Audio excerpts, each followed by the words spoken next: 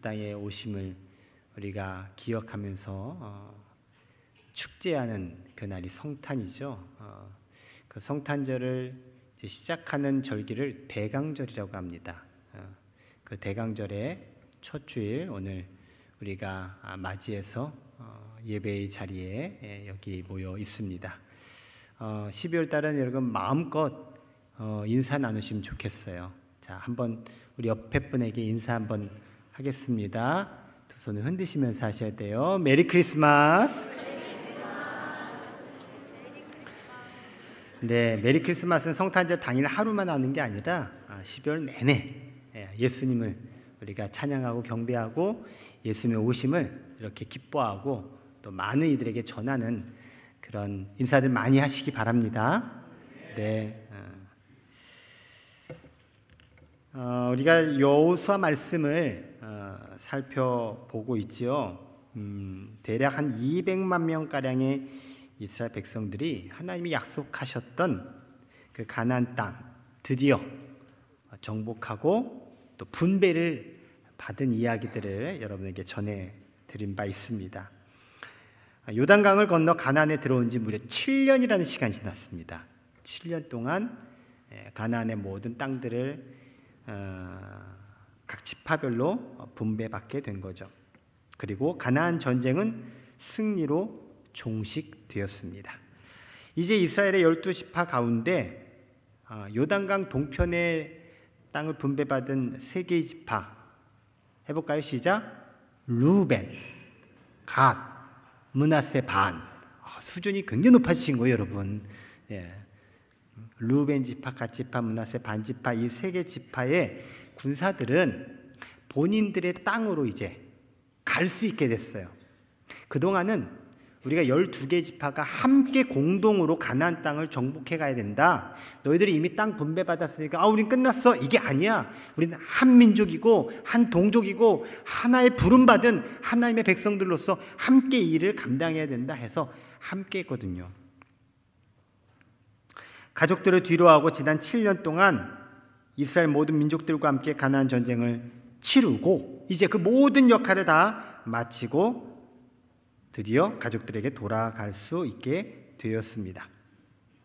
해단식이라고 하죠. 우리가 함께 했던 것을 이제 마칩니다. 이제 돌아가십시오. 그걸 해단식이라고 하는데 여호수아가 해단식에서 이렇게 연설합니다.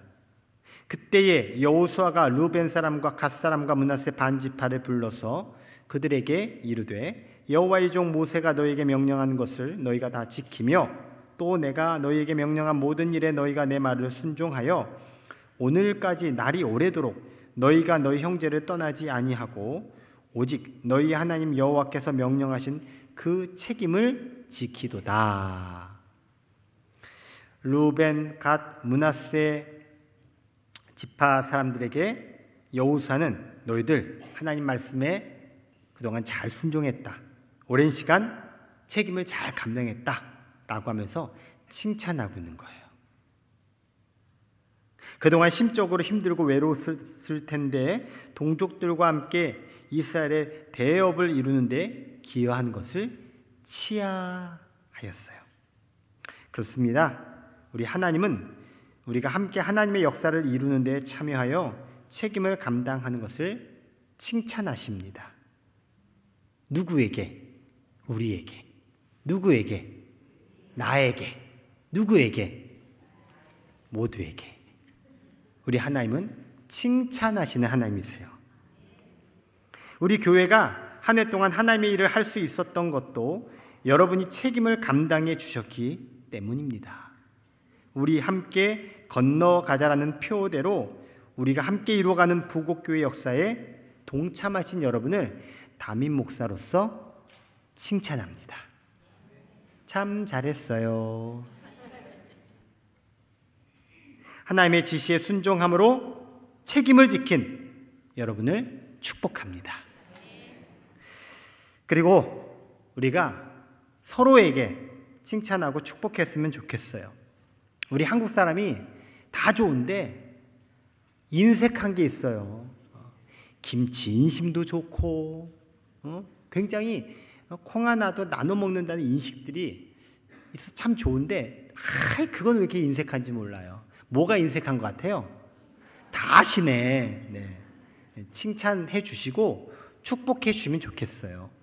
여러분 가족들에게, 그러니까 여러분의 가정에서, 그리고 여러분 일터에서, 또 우리 교회 공동체 안에서 칭찬하고 축복하면 좋겠어요.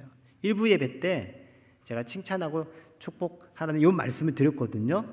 우리 선생님들이 기도의 시간에 바로 적용을 하더라고요.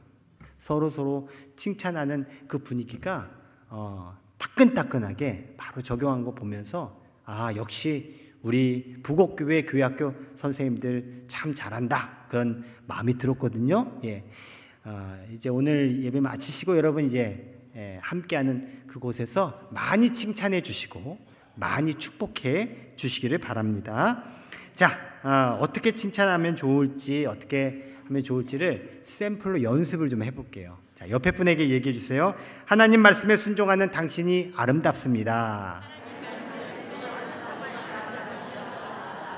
네, 여러분 칭찬하실 때 아름답다고 하셔야 돼요. 멋지다고 해야 돼요. 근데 그냥 하면 안 되고요. 어떤 내용을 이렇게 집어넣어서 이래서 아름답습니다, 이래서 멋집니다, 이렇게. 제가 평상시 같으면 다 이렇게 계속 제가 연습을 시킬 텐데 설교인 관계로 그냥 여러분이 한 번의 연습만 가지고는 조금 부족해서 한 번 더 인사하겠습니다. 책임을 감당해 주셔서 고맙습니다.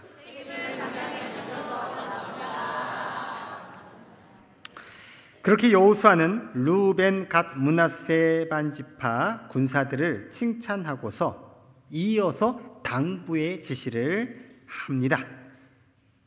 이제는 너희 하나님 여호와께서 이미 말씀하신 대로 너희 형제에게 안식을 주셨으니 그런즉 이제 너희는 여호와의 종 모세가 요단 저쪽에서 너희에게 준 소유지로 가서 너희의 장막으로 돌아가되 오직 여호와의 종 모세가 너희에게 명령한 명령과 율법을 반드시 행하여 너희의 하나님 여호와를 사랑하고 그의 모든 길로 행하며 그의 계명을 지켜 그에게 친근히 하고 너희의 마음을 다하며 성품을 다하며 그를 섬길지니라 하고 여호수아가 그들에게 축복하여 보내매 그들이 자기 장막으로 갔더라. 아멘. 칭찬해주고 축복하고 그리고 보냈다라는 거예요. 자, 이 내용을요 요즘식으로 제가 바꾸어 표현을 하면 이럴 것 같아요. 사랑하는 장병 여러분, 지난 7년 동안 가족을 떠나 참으로 수고가 많았어. 여러분은 하나님을 섬기는 그 위대한 정신으로 책임을 완수하였어. 이제는 모든 것이 끝났으니 돌아가도 좋소. 여러분의 사랑하는 아들, 딸, 부모, 형제에게로 돌아가시오. 그러나 명심할 것이 있어. 첫째, 여러분은 지난 7년 동안 지켜주셨던 하나님을 지극히 사랑해야 하오. 두 번째, 여호와 하나님의 말씀과 계명을 철저히 지키되 하나님께 마음을 다하고 성품을 다하여 정성으로 하나님만을 섬겨야 하오. 딱 요 내용이에요. 이렇게 르우벤과 갓 므낫세 반지파 군사들은 그리던 가족들에게로 돌아가게 됩니다. 자, 이들이 집으로 가족들에게로 돌아가는 와중에 갑자기 고민이 생겼어요. 갑자기 고민이 생긴 거예요. 이제 전쟁 끝나고 우리가 요단강을 건너가면 혹시 이후의 후손들이, 특별히 우리 르우벤 갓 므낫세 우리 후손들이 혹시 이 가나안 땅에서 위대한 일을 행하신 하나님을 잊어버리면 어떡하지? 혹여라도 이 요단강을 기점으로 해서 요단강 서편의 이 가나안에 정착한 이스라엘 지파와 우리 요단강 동편에 있는 우리 르우벤 갓 므낫세가 혹시 서로 이질감을 느끼면 어떻게 되지? 혹시 저들이 우리를 서자 취급하면 어떡하지? 이런 우려와 고민이 생긴 거예요. 우리가 그런 취급을 당하면 안 되는데 어떡하나 하면서 그 고민을 해결하기 위해 한 가지 방안을 마련합니다. 요단강 언덕가에 큰 제단을 만들어요. 그래서 이 제단을 통해서 요단강 동편의 본인들과 요단강 서편 가나안 본토의 10개 지파가 서로 연결되어 있음을 남기려는 의도로 제단을 만들어요. 자, 제가 지금 설명해 드렸어요. 이 제단을 만든 건 여기서 제사 드리기 위한 거예요? 아니에요? 아니죠? 예? 이 중요한 거예요. 여러분 잘 알고 계셔야 돼. 다시. 지금 이 제단 만든 건 우리가 여기서 제사 드려야지 그러려고 만든 거예요? 아니에요? 여러분들이 이제 보증을 해 주셔야 되고. 예. 이 제단을, 큰 제단을 보면서 맞아. 우리는 같은 민족이고 하나님께서 이 가나안 땅을 우리에게 주신 것, 우리가 그것을 기억해야 돼라고 하는 표식으로 만들었어요. 근데 여기에서 사단이 납니다. 요단강가에 큰 제단을 만들었다는 소식을 이 본토에 있는 이스라엘 10개 지파 백성들이 들었어요. 그리고 이스라엘 자손들이 분노합니다. 이 소식을 듣자마자 이스라엘 자손들이 실로라고 하는 곳에 다 모여요. 실로에 제단이 있었거든요. 실로로 다 모여서 무슨 이야기 하냐면 우리 싸우러 가자. 저놈들 다 죽이러 가자. 동족 상잔의 전쟁이 벌어질 위험에 빠졌습니다. 하나님은 이스라엘에게 말씀하셨거든요. 제사는 한 곳에서만 드려야 된다. 내가 지정한 그 한 곳에서만 제사를 드려라 라고 했기에 제단을 2개 만든 건 이거는 하나님의 명령을 거역한 것이라고 분노했던 거예요. 하나님 말씀의 정면으로 반하는 행위였습니다. 당시 이스라엘 백성들에게 주어진 제사 장소는 실로라고 하는 곳, 단 한 곳뿐이었습니다. 그렇기에 저들을 강력히 처단해야 한다는 움직임이 이스라엘 백성들 민심 안에 끌었고 그런 움직임이 일어났어요. 아까 제가 여러분에게 물어봤죠. 이 제단은 제사 지내기 위한 거예요? 아니에요? 그런데 지금 10개 지파는 이것을 제사 지내는 제단으로 알고 있어요. 자, 이런 걸 일컬어 한 단어로 뭐라고 하죠? 오해라고 하는 거예요. 잘못된 이해라고 한 단어 오해. 이 제단이 왜 만들어졌는지를 모르고 이 제단이 만들어졌다는 사실에 지금 오해한 거예요. 여기서 우리가 보아야 할 것은 오해할 수 있어요. 왜? 모르잖아. 모르니까 오해가 생기죠. 그런데 이런 일이 벌어졌을 때 취하는 행동이 이제 중요한 거예요. 가나안 본토의 10개 지파는 지금 오해하고 그들이 어떤 행동을 하냐? 흥분했다는 거예요. 흥분. 죽이러 가자! 이게 흥분되지 않으면 그 몇 시간 동안 이루어질 수 없는 거거든요. 배신의 소식을 듣자마자 흥분하여 싸우러 가자고 합니다. 저들을 처벌해야 한다고 합니다. 얼마 전까지만 해도 함께 가나안 땅을 정복해 갔던 전우예요, 전우.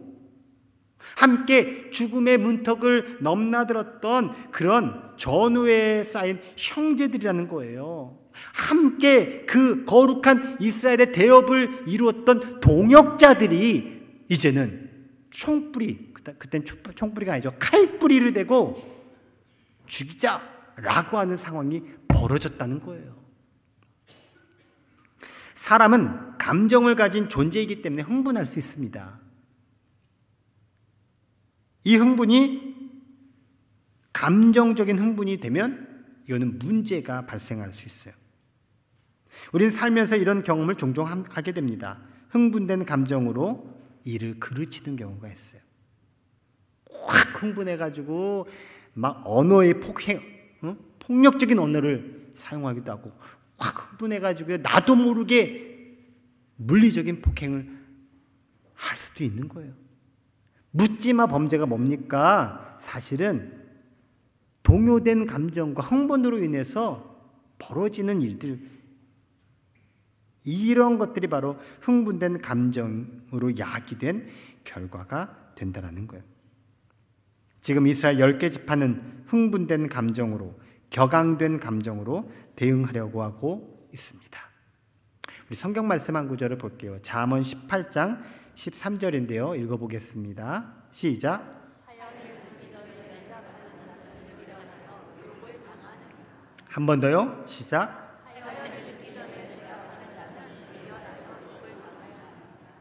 잠언 말씀은 우리에게 지혜를 주시는 말씀이에요. 보세요. 사연을 듣기 전에 대답하는 자는 미련하여 욕을 당한다. 상황이 파악이 안 되고 그것에 내가 알아서 딱 뭔가를 얘기한다? 미련한 자라는 거예요. 그리고 나중에 욕먹고 욕을 당한다라는 거예요. 어떻게 하라는 얘기예요, 그러면? 사연을 잘 듣고 거기에 적절하게 대답하라는 거예요. 감정으로 대하지 말고 흥분하지 말며 분노로 대하지 말고 사랑으로 대하도록 하라는 말씀이에요. 하나님은 우리에게 사랑할 의무만을 주셨습니다. 진노는 우리의 영역이 아닙니다. 진노는 하나님의 영역입니다. 하나님의 영역이 사랑이고 인간의 영역이 진노가 아닙니다. 하나님이 우리에게 주신 의무, 그건 사랑의 의무입니다. 여러분, 이 사랑의 의무를 잘 감당해 가시기 바랍니다. 사랑의 권리만이 아니라 사랑의 의무가 주어졌고 진노는 그건 하나님이 하시는 거라는 거예요. 이걸 거꾸로 하면서 인류 역사가 엉망진창이 된 거고 이것이 제대로 안 되면서 우리 사회와 우리 가정과 우리 인생이 이상하게 흘러가게 되는 거예요. 다시 말씀드립니다. 하나님이 우리에게 주신 의무가 있습니다. 뭐죠? 사랑의 의무예요. 진노는 인간의 영역이 아니에요. 진노는 하나님의 영역입니다. 오해를 풀기 위해서 우리가 먼저 할 일은 흥분하지 않는 것입니다.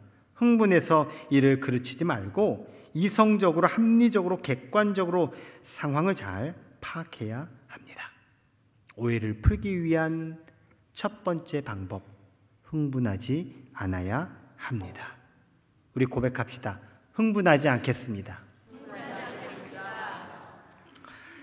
자, 그런데요, 그래도 다행인 것은 이스라엘 백성들이 제사장 엘르아살의 아들 비느하스 그리고 각 지파의 대표자 한 명씩 총 10명 이들을 그 르우벤, 갓, 므낫세 반지파 군사들에게 보냈다는 거예요.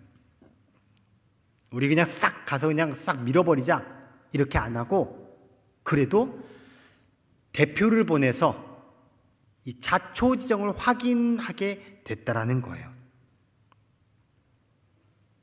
대화를 시도했다는 사실이에요. 한쪽 얘기만 들면 흥분할 수 있습니다. 흥분하면 이를 그르칠 확률이 매우 높아집니다. 때문에 우리는 혹 흥분할 일을 만나면 양쪽 얘기를 다 들어봐야 돼요. 한 사람의 얘기만 듣고 그 얘기에 흥분하지 말고 대척점에 있는 상대방의 이야기도 우리는 들어야 균형 있고 합리적이고 종합적인 판단을 낼 수가 있는 거예요. 오늘날 마귀는 자꾸 우리에게 한쪽의 이야기만 듣게 합니다. 한쪽의 이야기. 그래서 그 소리만 내 안에 자꾸 맴돌게 해서 결국 그렇게 내 의식과 내 모든 생각들을 편향시키게 만드는 거예요. 전 세계를 보십시오. 우리나라도 예외 아닙니다. 점점 어떻게 됩니까? 극단으로 갑니다. 편향으로 갑니다. 나만 오라. 자기 주장이 모아지는 사람들끼리만 계속 점점 그렇게 가고 있는 이 시대에 우리 교회는, 우리 그리스도인은, 하나님의 사람들은 균형 있는 사람이 되어야 합니다. 양쪽의 말을 다 잘 듣고 그 속에서 좋은 판단을 해가야 합니다. 비느하스는 르우벤, 갓, 므낫세 반 지파 군사들에게 하나님의 제단 외에는 다른 제단을 쌓으면 안 된다. 그렇게 하면 하나님과 우리를 거역하는 것이다. 그렇게 경고합니다.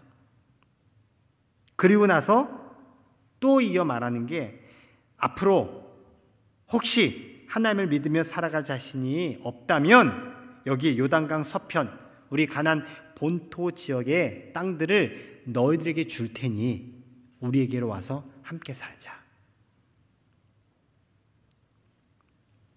여호수아 22장 19절 전반부의 말씀이죠. 그런데 너희의 소유지가 만일 깨끗하지 아니하거든 여호와의 성막이 있는 여호와의 소유지로 건너와 우리 중에서 소유지를 나누어 가질 것이니라. 우리 몇 주 전에 여호수아 말씀에 그런 말씀이 있었잖아요. 내가 말이야 얼마나 기여를 하고 그래도 우리 요셉 우리 조상 때문에 지금 니들이 이렇게 잘 된 거야. 근데 우리를 왜 이 대우밖에 안 해줘? 그러면서 특권을 얘기했던 이야기 기억나시죠? 그런 와중에 지금 비느하스가 무엇을 얘기하느냐? 우리 것 줄게. 우리 땅 줄게. 좀 어떠세요, 여러분? 여러분, 이 속에서 하나님이 지금 역사하고 계신 거예요. 야, 니들이 혹시 여기 실로까지 와서 제사 드리고 그렇게 신앙생활 하기가 너무 사실 멀잖아. 그래서 가까이에다 지금 제단 만들어 놓은 거 아니야? 혹시 그렇다면 와. 그냥 여기서 우리가 같이 살자. 내 땅을 주겠다는 거예요. 내 집을 열어주겠다는 거예요. 내가 도와주겠다라는 거예요. 여러분, 조금 전에 이야기는 무슨 얘기였어요? 저놈들 다 죽여버려야 돼. 어떻게 우리를 배신할 수 있어? 막 이렇게 흥분된 상태였잖아요. 근데 지금 비느하스가 행동하는 걸 보세요. 그런 모습이 아니에요. 진짜 내가 너를 위해서 정말 진심 어린 마음으로 내가 얘기하는 거야 라고 하는 지금 대화가 이루어지고 있는 거예요. 그들에게 잘못된 것을 비판하고 정죄하고 막 협박하고 그게 아니에요. 지금 진심 어린 질책 그러면 안 돼. 그리고 무엇보다 대안까지 마련해서 지금 찾아왔다라는 거예요. 혹시 니들 이만저만해서 그런 것 같으면 내가 도와줄게 라는 거예요. 오늘날 우리 사회가 우리 가정이 우리의 생활이 이와 같으면 참 좋겠습니다. 어떻게든 뺏어먹고 어떻게든 손에 안 보려고 어떻게든 자기 주장 관철하는 이러한 지금 안타까운 세상 속에서 어떻게 하면 비판하고 어떻게든지 그냥 궁지에 몰아넣으려고 하는 요즘 세상 속에서 어떻게 하면 이것을 원만하게 풀고 어떻게 하면 이것을 근본적으로 해결할까 그 대안까지도 고민했던 이 비느하스 지도자. 우리 교회가 이랬으면 좋겠어요. 우리 믿음의 사람들이 이랬으면 좋겠어요. 너무너무 멋진 모습이에요. 발생한 문제를 해결하기 위해 대안까지 마련해 주고 있는 이 모습. 자, 이런 비느하스의 제안에 르우벤, 갓, 므낫세 반지파 군사들이 그 진심을 받아들이면서 자신들이 왜 이 일을 했는지 그 취지를 정확하게 설명합니다. 자신들이 쌓은 제단은 번제를 드리기 위함도 아니고 어떠한 다른 제사를 지내기 위한 것도 아니었음을, 아니 니들 어떻게 오해할 수 있어? 우리 그렇게밖에 못 봤어? 막 이렇게 따지지 않았어요. 겸손히, 아주 겸손히 설명합니다. 요단 동편의 백성들과 요단 서편의 백성들 사이의 믿음과 연대를 증명하기 위해서 우리가 고민 끝에 만든 방법이 이 제단이었음을 진심을 다해 설명하는데요. 이 내용이 여호수아 22장 27절로 29절에 나오고요. 이 내용을 제가 좀 여러분들이 이해를 돕기 위해서 표준 세번역으로 준비했어요. 자, 한번 같이 읽어볼게요. 시작. 오히려 이 단은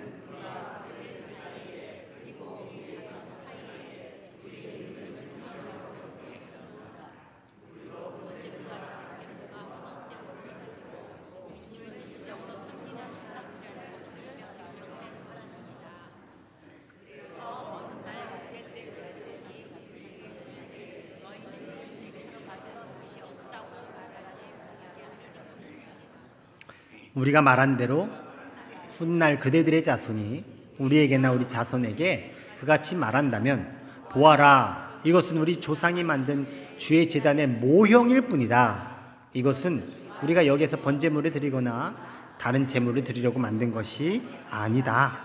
이것은 다만 우리와 그대들 사이의 관계를 증명하려는 것일 뿐이다 하고 대답할 수 있을 것입니다. 우리는 번제나 곡식 제사를 아무 데서나 함부로 드리거나 다른 제물을 바칠 불법적인 단을 만듦으로써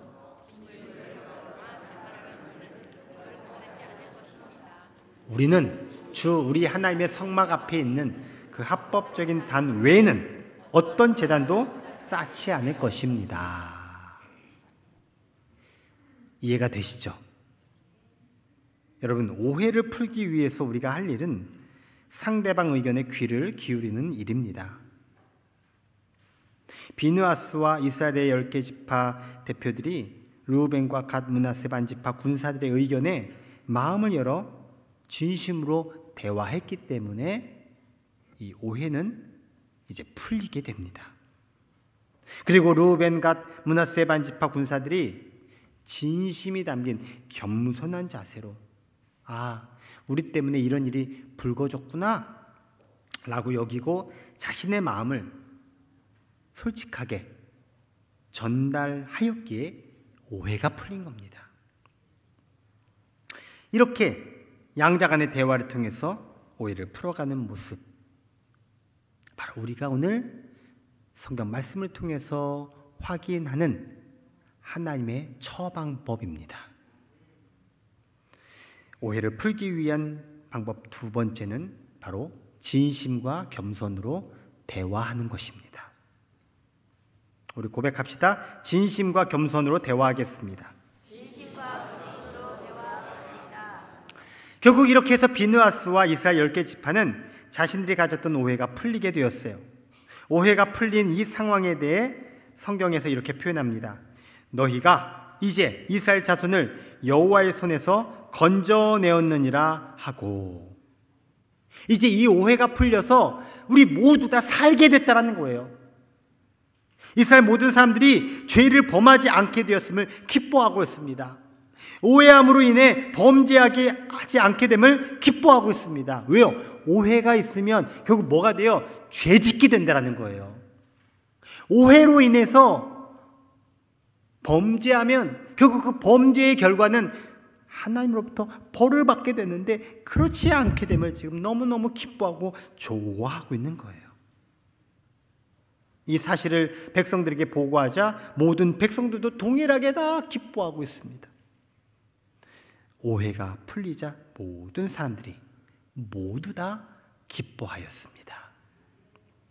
우리 안에 오해가 풀린다면 우리가 모두 기뻐할 것입니다.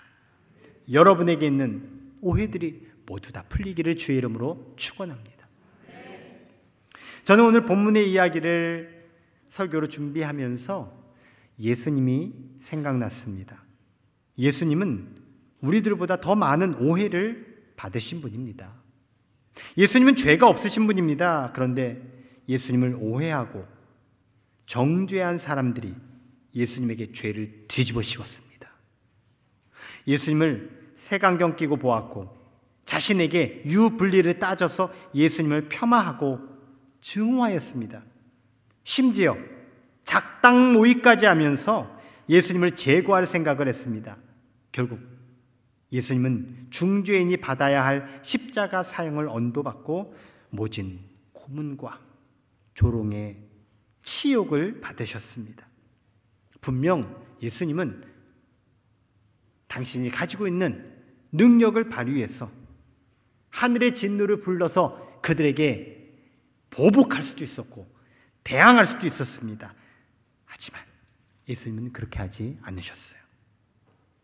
예수님은 하나님 아버지를 의지하면서 묵묵히 그 십자가의 길을 가셨고 모든 인류를 위해서 그 십자가에서 죽으셨습니다.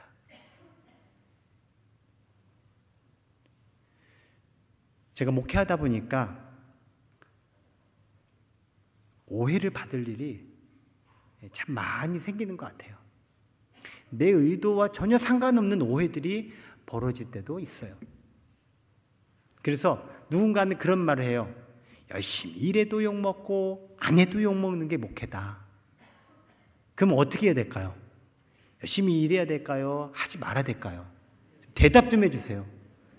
이래도 욕먹고 저래도 욕먹고. 그래서 제가 어떤 분에게 대답을 얻었는데요. 이거에 딱 너 하고 싶은 대로 해라. 제가 거기서 알았어요. 너 하고 싶은 대로 말은 나를 위해서가 아니에요. 주님께서 맡겨주신 대로 해라, 그 말이에요. 사실 제가 완벽주의 성격이에요. 그래서 진짜 오차 하나 없는 것. 그러다 보니까 나도 힘들고 나 때문에 여러 사람들이 힘들었어요. 근데 지금은 그거 정말 많이 버렸어요. 만약 완벽주의였으면요 우리 교회 뒤집어졌습니다. 벌써. 하나도 그대로 있는 건 왕년의 제가 아니에요. 오해를 그냥 오해받을 수 있다 생각하는 오해는 그냥 그러려니 하는데 되도 않는 오해. 진짜 별것도 아닌데 그것이 막 그거 아세요? 제가 조금 콜록콜록 됐는데 저쪽에서는 진짜 폐렴 걸렸대. 심지어는 여기는 이제 병원에 입원해서 이제 중환자실 들어가야 된대. 이런 식의 진짜 뭐 황당한 이야기를 들을 때 참 억울하기도 하고 힘들기도 했어요. 막 그런 것도 가지고 막 여러 공격도 당하고 이런 거 알아요? 이런 거? 예.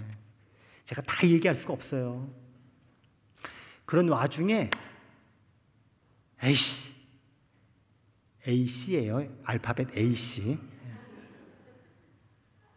그런데요, 많이 흥분하고 나도 내 감정적으로 대했다면 저 아마 목회 세상 말로 때려쳤을 거예요. 그렇게 힘들 때마다 괴로울 때마다 결국은 주님을 생각하면서 그 오해들을 내가 풀어갔더라는 거예요. 오해가 풀렸을까요? 풀린 것도 있지만 여전히 안 풀린 오해도 있더라고요. 몇십 년 전 오해가 아직도 있는 경우도 있어요. 그런데요, 예수님을 생각하고 예수님을 묵상하고 예수님을 바라보니까 내가 갖고 있는 건, 내가 겪고 있는 건 예수님에 비하면 아무것도 아닌 거예요.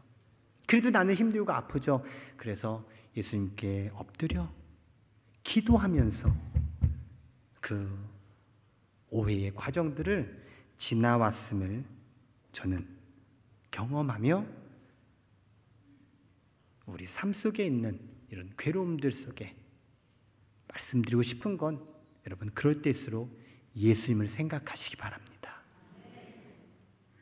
예수님을 생각하고 예수님을 기억하고 예수님을 묵상함으로 주님께서 여러분에게 주신 그 사명의 길 눈치 보지 말고 이런저런 말에 휘둘리지 말고 특별히 사단이 주는 자꾸 그 생각과 음성에 사로잡히지 말고 꿋꿋이 향해 가시기를 주님의 이름으로 축원합니다. 이제 말씀을 마무리하겠습니다. 뭐니 해도 뭐니가 아니라 우리가 먼저 해야 할 일은 오해하지 않는 거예요. 여러분, 오해받는 것은 내가 할 수 있는 영역일까요? 아닐까요? 여러분이 오해받는 거 여러분 영역에서 할 수 있어요? 절대 안 돼요. 그런데 내 영역에서 내가 할 수 있는 게 있어요. 그건 뭔지 아세요? 남을 오해하는 거예요. 오해하는 건 내가 안 하면 돼요, 여러분. 오해받는 건 내가 안 받고 싶어도 누군가 오해하면 오해 받아지는 거야. 그런데 오해하는 건 내가 오해 안 할 거야 하면 막을 수 있어요. 여러분, 먼저 오해하지 않는 것을 여러분 힘쓰셔야 돼요.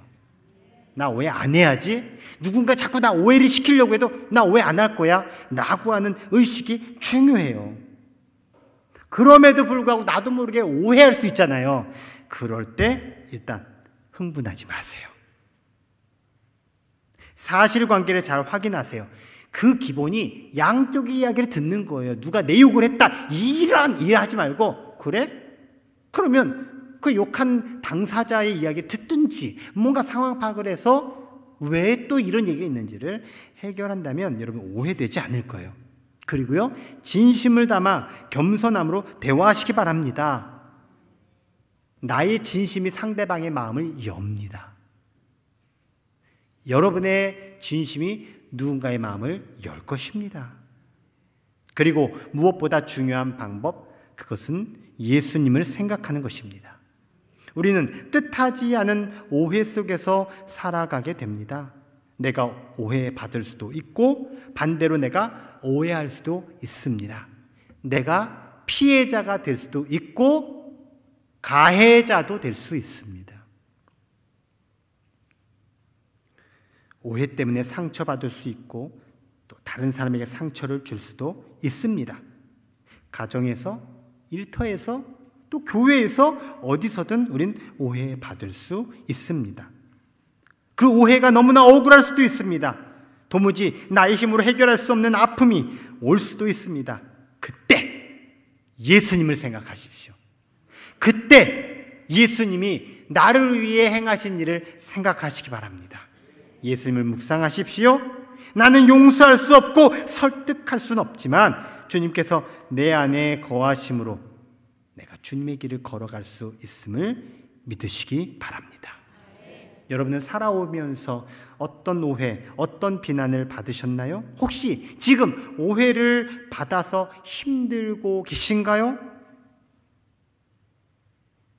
사랑하는 성도 여러분, 나를 오해하고 있는 그 장애물로 인해서 좌절하거나 결코 쓰러지지 마시기 바랍니다. 그 장애물에 덫에 빠져서 그냥 포기하지 마시기 바랍니다. 오해가 여러분의 관계에 상처를 내고 관계를 파탄나게 하고 파괴시키는 일이 되지 않는 이 하나님의 역사가 있게 되기를 축복합니다. 그리고 누군가 오해하지 마시기 바랍니다. 주님께서는 나 때문에 오해를 받으셨다라고 하는 생각을 가지고 주님께서 억울한 오해 가운데 죽으셨지만 그 일을 통해서 이 땅의 모든 오해들을 풀어내실 수 있는 귀한 방법과 길이 열렸음을 여러분 감사하시며 오해하지 않기, 오해받았을 때 오해를 잘 풀기, 그리고 이 모든 일에 늘 예수님을 생각하며 묵상하며 기도하며 찾아가기. 오늘 성경의 이야기 속에서 나에게 주신 사실 풀리기 어렵고 해결하기 어려운 그런 인생의 난제 속에 방법이 되시고 길이 되시는 주님과 함께 나아가서 결코 오해의 덫에 걸리지 마시고 오해에 묶여서 거기에서 흐느적거리는 삶이 아니라 주님께서 풀어내시는 자유로운 삶이 되기를 주의 이름으로 축원합니다.